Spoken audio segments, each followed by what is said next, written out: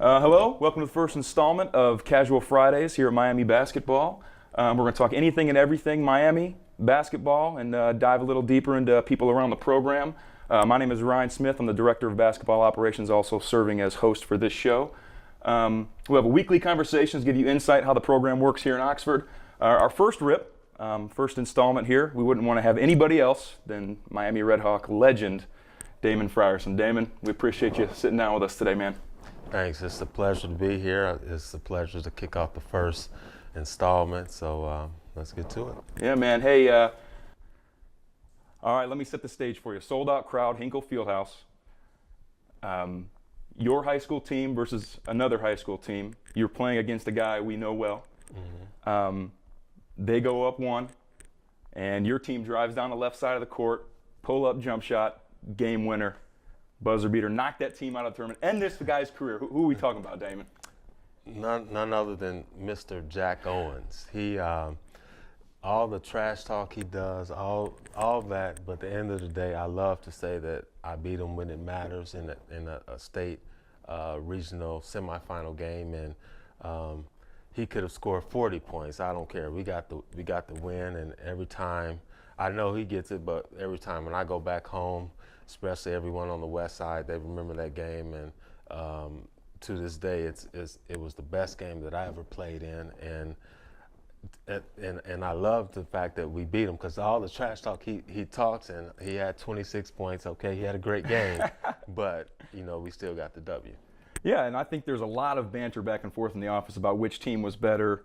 Obviously, his 95 high school team was really good. They lost 2 games. You guys had lost 1 game, but got the last say. In classless basketball, you won the state championship at the RCA Dome, so I think he got the last laugh on that one.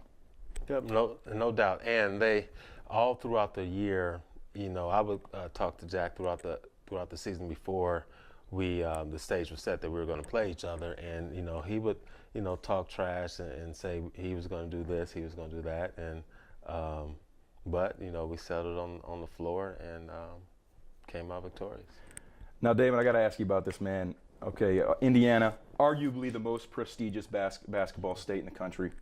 Here you are, Mr. Basketball and a state champion. Please take us through the progression of that and how you kind of how that made you feel. And I got to say, it's an unbelievable accomplishment. You're the Mr. Basketball in the state of Indiana. That's great.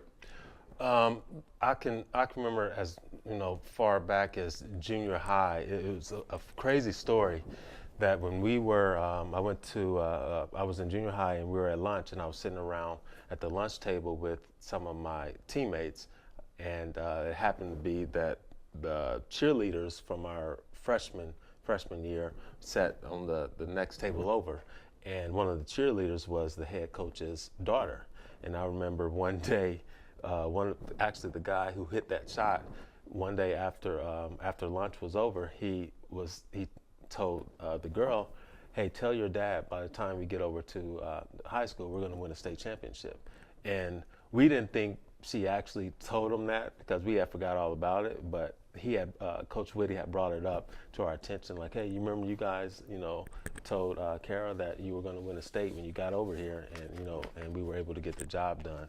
But winning state and then later being named Mr. Basketball was like the icing on the cake, because growing up, I always wanted to, practice and work hard and be considered one of the top players in my class. And I can look back on it. There was a lot of guys that were better than me and more talented than me when I was, middle school and elementary. And so I just always wanted to improve and get better. And winning the state and being named Mr. Basketball was, a great accomplishment. And I got to say, before they changed to class basketball in Indiana, you guys had to win 9 games to win the state championships. You win 9 in a row, and it's truly, like I said, remarkable. But I'm going to make Damon here uncomfortable for a little bit. I'm going to read off all of your accolades throughout your high school and college career, and it's unbelievable. Okay, all 4 years he was in high school, won the sectional. All 4 years he was in high school, won the regional.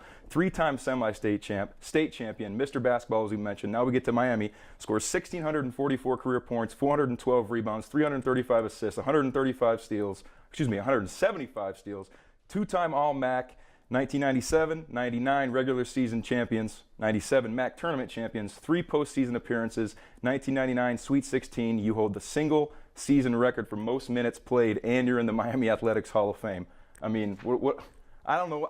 I couldn't memorize it because it was too long. So, I mean, what does this mean to you, Dame? It's just a testament. I was, blessed to play with, great players and great coaches, and to stay healthy, throughout my high school career and college career, because I know a lot of guys that were, had, great high school careers and then suddenly get to college and get injured and don't do so well. So being able to compete at a high level, basically injury-free, it was just a blessing, and to play with great players as well, and to have great coaches coaching me. Now, I think we talked a little bit about this yesterday. A lot of people don't know this. In their 1999 Sweet 16 run, okay, they beat Washington 59-58. You beat Utah 66-58, and then unfortunately had the loss to Kentucky, but also held them to 58 points. So all 3 games, they give up 58 points. I think it's a cool bit of trivia. Not only is it trivia, but it shows that you guys were locking up on defense. Yeah, and that was one of our trademarks is, having great team defense, and we knew once if we took care of business on the defensive end that we would be in position to win the games. And that was a memorable run that we had in the tournament, and it was a great time around Oxford, around Miami basketball, and I have nothing but great memories of seeing us, beating Washington and then beating Utah and going on to the Sweet 16 and coming back and seeing all the students, embracing us and everyone around town here in Oxford. Okay, now, having said that, I would like you to point out your single most vivid, great memory you have from that run.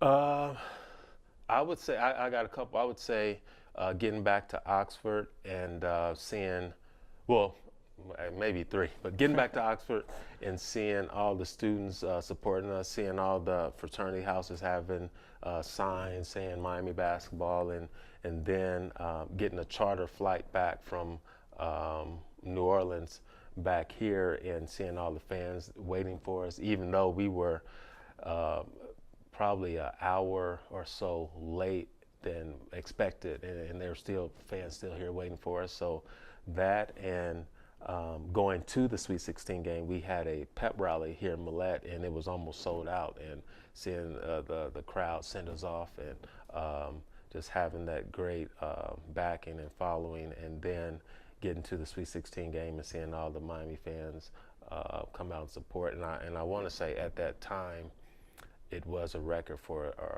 that record attendance for a Sweet 16 site for us, Kentucky, and I believe Michigan State, and I can't remember who Michigan State played as well, but it was just an awesome experience, just seeing all the Miami fans, all the Miami people come out and support us. And no doubt something we're trying to build up to and get back to here in 2018. But last question about your college career, because a lot of people know about that. Just kind of explain what it was like and the kind of the privilege you had of playing for Coach Coles. Coach Coles, he was great. He was one of the main reasons why I chose Miami when I came here, and he was like a father figure to me here on campus. I say he's like Michael Jordan has Dean Smith. I have Coach Coles. He was like everything to me. He was the funniest guy I met. He was a great overall guy, a great coach, and I just remember just the way he would say my name, and he gave me the nickname Smooth, and just to see his facial expressions and stuff, and it would just make me laugh inside when he would say things, and he was just awesome to play for, and not only play for, he got respect from other teams and other around the MAC and all across throughout the country, because it seemed like everyone knew Coach Coles, and especially when we went up to Michigan and played those teams, and we played Central Michigan, everyone knew him and loved him, and it was just an awesome experience to play for him and to compete and fight for him, because he just had that personality that you wanted to do anything that you could to make him proud and be successful.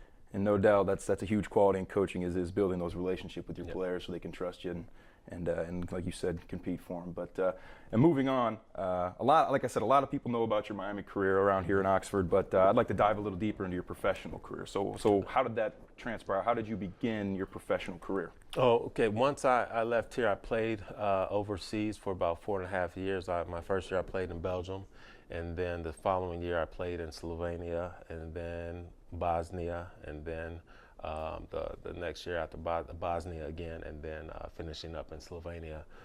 It was a great experience for me. I wish I could, play forever, but I knew at some point I was going to have to, give it up and get a real job. So and I still have a relationship with those guys and people that I met over there, and I really enjoyed my time there. I thought at first going over there, I thought there's no way I'm gonna like it. There's no way I could live over here. But as time went on, I got used to it and adjusted to it, and I'm glad that I was fortunate to see another part of the world that without basketball I wouldn't have had the privilege of doing. Out of those three, what was your favorite country to live in? Oh, by far it was Slovenia. I had the best time, the best teammates, and it was just an enjoyable city, living in Ljubljana, the capital of Slovenia, and just with the teammates embracing me and bringing me in, it made it a lot easier getting adjusted to living over there and being so far away from home.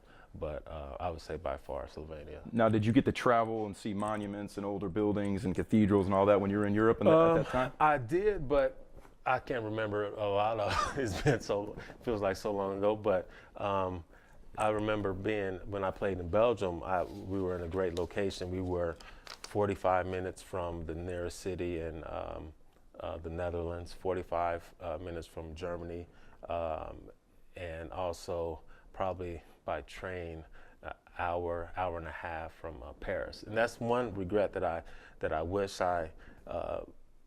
one regret I have is I wish I would have took time to go to Paris. 'Cause at that point when I was playing, I was still kind of rebelling, thinking, I don't want to be here. I'm not going anywhere. I don't want to see any sights or anything. So I didn't. Me and my other American on the team, he was the same way. And so, but Belgium was, a fun country, and we did, we went to Brussels, saw, some good sights there. But that's one regret I have is not going and venturing out and going to France and going to Paris. Now, how about the language barrier? I've got some buddies that have played overseas, and so the language barrier from the coaching staff to obviously speaking English was tough to get over and a hard adjustment. But at the same time, it's a learning experience, and you bring back more, and you're more well-cultured when you get back. How was that for you? In Belgium, it wasn't as bad because I took French in high school, but I didn't take a lot of it. But the good thing with English, they use English English is the international language. So we had a Croatian coach, and we had 3 or 4 Croatian, Bosnian players to go along with Belgian players. And so the language that we all communicated with was English. So that was a plus. And the weirdest thing that I encountered playing in Belgium was seeing we had younger kids they were high school age that would practice with us, and Belgium has 2 national languages, French and Flemish, and so one kid was from the French side, and another kid was from the Flemish side, and so, but when they would speak to each other, they would speak in English, and I just thought that was just so weird because they're both Belgium, but neither one could speak the other's language, and so that was a big thing over there. Sometimes is miscommunication and getting words misused and stuff. But for the most part, when you're over in Europe, English is the international, the standard language that most of the players can speak and most coaches can speak. If not, there's usually someone on the coaching staff that could translate. But nowadays, mostly everyone can speak English. Some better than others, but it's understandable once you're on the court. Now, last question about your professional career. I think, and you can tell me if I'm wrong, a lot of people get the misconception like, oh, he's not in the NBA, he's overseas. And they take it as almost as a negative light. There are some good basketball leagues that are played over there, and sometimes those guys just stay over there just because the money's better. Yeah, and there's Spain, Italy, playing in Israel, Russia. One of my idols that I grew up watching in high school, Henry Williams, he actually was drafted by the NBA, but he was one of the last cut, and then he went on to have a great career over in Italy. And after his third or fourth year over in Italy, he had opportunities, maybe even sooner, to come back and play in the NBA. But at that point, he was making probably more than the NBA minimum, and he was having a great career that he decided to stay over, as opposed to coming over to the NBA and maybe not playing as much or whatever. But he definitely was an NBA caliber player, and some of those guys look at it financially and say, well, I'm having a great career, I'm making more money over here than I would in the NBA. I'm not going to be as known as playing in the NBA, but I'm having living a great life, and not playing as many games, and preserving my body. Absolutely. Okay, so now you're mid to late 20s. Basketball is now over for you. You come back. You got like you said, you got to get a real job. How was that transition for you? It was tough early on because moving back, I moved back to Indy for a little bit, and then I moved to Columbus, and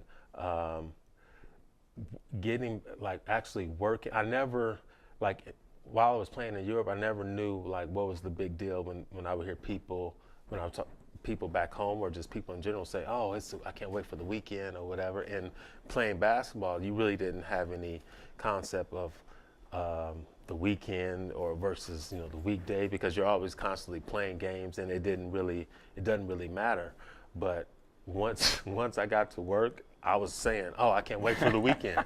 And so that was a big adjustment. And then I'll never forget, I would call, or one of my good friends that was still playing, he would call while I was working, and I would talk to him for a little bit, and I would hang up the phone, and I would just think man, I wish I was still playing, because it just playing a game that you love and getting paid for it, and it was just no better lifestyle, no better feeling of just waking up and going to hoop every day. And I missed that first. Oh man, I probably needed counseling. That first year was bad, because every time I stopped taking this, because I knew how I would feel once I hung up the phone.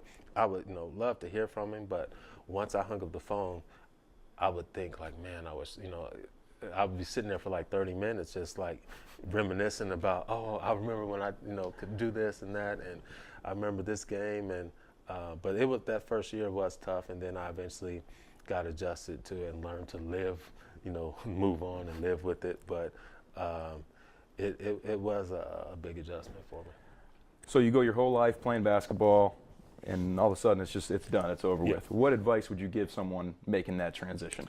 I would say prior to transitioning is, play as hard, the cliche, I'm playing every game like your last game. It really, for me, it was tough, because each year I always look back and try to improve on what I thought I needed to work on.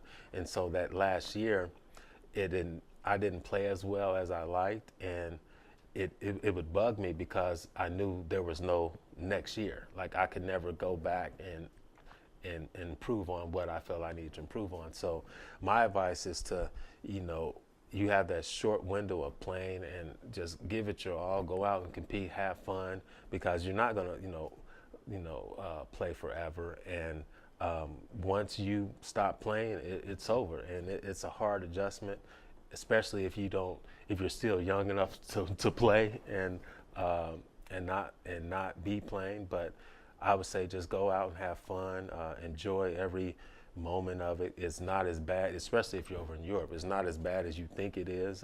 There's thousands of players back home wish they were in your shoes, playing somewhere overseas. So that would be my advice, is just to really embrace it and take everything in and have fun, because it's a short window. You have the rest of your life to enjoy, coming back home, living in the States. So that's what I would advise.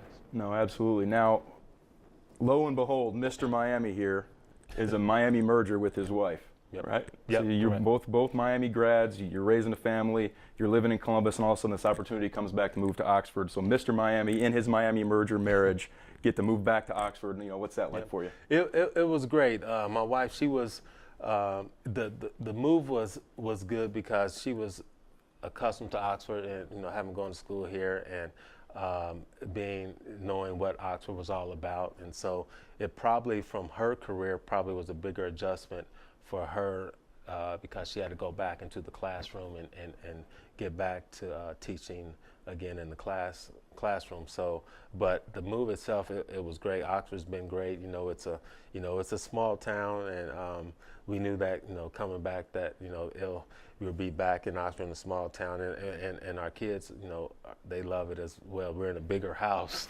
but they've met, friends, and they seem to adjust well, and it feels different being back on campus on Oxford with the family, as opposed to being here, almost 20 years ago as a student and as a. You can't just pick up your stuff and go to Brick Street on Saturday. Yeah. Right. Oh yeah, definitely not. And so, but Oxford has been good. It's been a good adjustment, and everyone's adjusted well. No, that's great. Last kind of set of questions I have for you is about your new role here on Coach Owens' staff. A big part of what you do is building a relationship with alumni. So what do you describe as your goal this upcoming year, now that the groundwork is set for building that relationship with not only Miami basketball alums, but Miami alumni in general? Just getting everyone back and supporting. I know we hate talking about, the years that I played here, or the Harper years, or a few years before me. Just getting everyone back and involved and being around the program.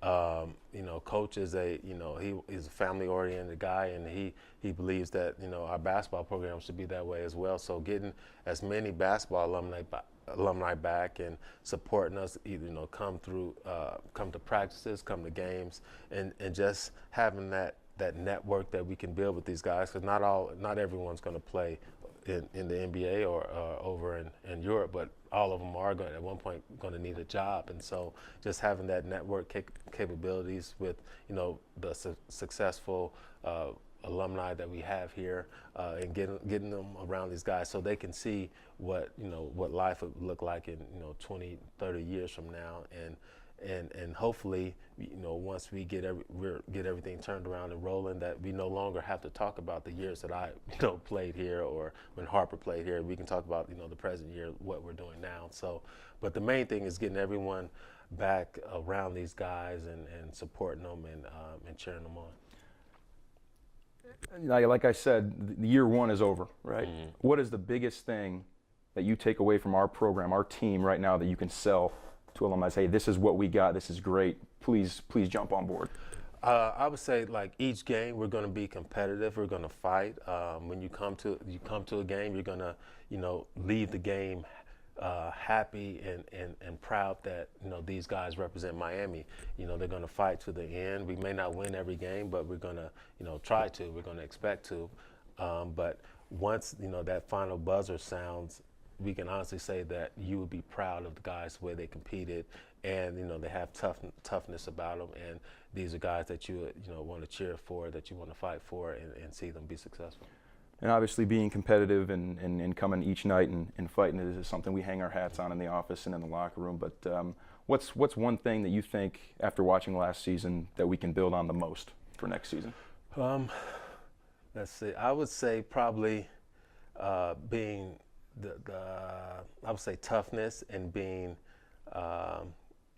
maturing from, especially the young guys from year one to year two, just having that overall maturity and gaining that experience, that game experience, that when you need that crucial stop in late game, when you need to get that crucial rebound and finishing a play and not turning it over in a crucial point. So just overall having that game experience should be a big plus for us, since we played a lot of young guys last year, and so they know what to expect. They know what we expect of them and what it looks like to be successful. I think that maturity from our young guys is going to go a long way after the experience they got after this year. All right, I got some rapid fire questions for you. There's 5 of them. You got to answer first thing that pops into your head. Last round here. Okay. All right, Dane. Favorite movie? I would say Remember the Titans. Funniest teammate you played with? Chris McGuire. Coffee or soda? Soda. Favorite book? Well, I say pop, but okay. Okay, pop. Favorite book? Oh man, I'll have to think about this one. Oh, favorite book. I can't think. It's Tony Dungy's first book, but I can't think of the title. But Tony Dungy. Gotcha. Okay. Favorite restaurant in Oxford? Let's see. I like So High. I got a couple. So High, Scotty's, and Skippers. All right. MJ or LeBron? Oh, I would say LeBron, because I never really, growing up, I really never was an MJ fan. I was more Magic, but right now I'll have to say LeBron. There you have it. There you heard it here first. I appreciate you joining us, Damon. Appreciate it. Thanks for having me. Thank you for having and watching our first installment of Casual Fridays. Come fly with us next week as we talk to Coach J.R. Reynolds.